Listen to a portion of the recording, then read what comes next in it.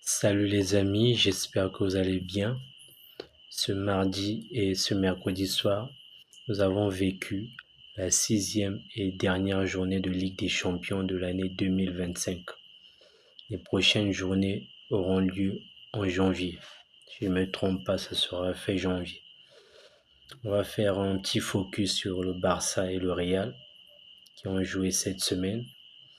Le Barça qui s'est imposé ce mardi face à l'Eintracht Francfort sur le score de 2-1.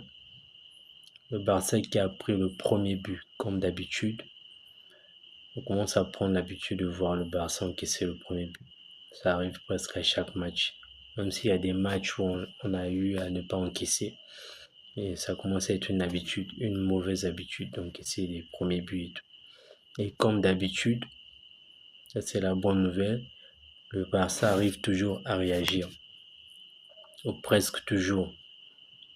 C'est pas pour la première fois. Face à Alaves, face à l'Atlético Madrid, face au Real Betis, c'était la même chose. Le Barça a été mené, le Barça est revenu au score et le Barça a réussi à l'emporter. Doublé de Jules Koundé dans ce match. Un Jules Koundé cette fois-ci qui était comme un attaquant, double buteur de la tête en plus. C'est très rare de le voir marquer en plus de la tête 2 fois et en Ligue des Champions. C'est exceptionnel. Il me semble que c'est le premier défenseur de l'histoire du Barça à avoir marqué un doublé de la tête en plus. Donc c'est très bien, c'est une très bonne chose. Le Barça qui enchaîne les victoires, le Barça qui se replace dans cette Ligue des Champions. Et c'est de bon augure pour la suite, même si le top 8 n'est pas assuré. Pour parler du Real Madrid, le Real Madrid a joué ce mercredi soir face à Manchester City.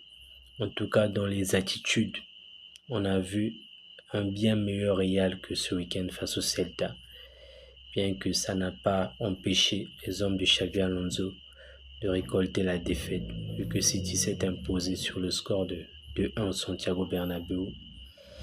On a vu un Rodrigo en feu, lui qui était sur 32 matchs de suite sans marquer. Il a réussi à le faire et contre, on va dire, son adversaire favori, Manchester City en Ligue des Champions en plus.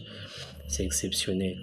On a vu des joueurs qui avaient envie de soutenir leur coach à l'image de Rodrigo, même si ça n'a pas suffi. On espère que le coach va rester parce que c'est un coach qu'on apprécie bien et qui peut encore faire du beau travail.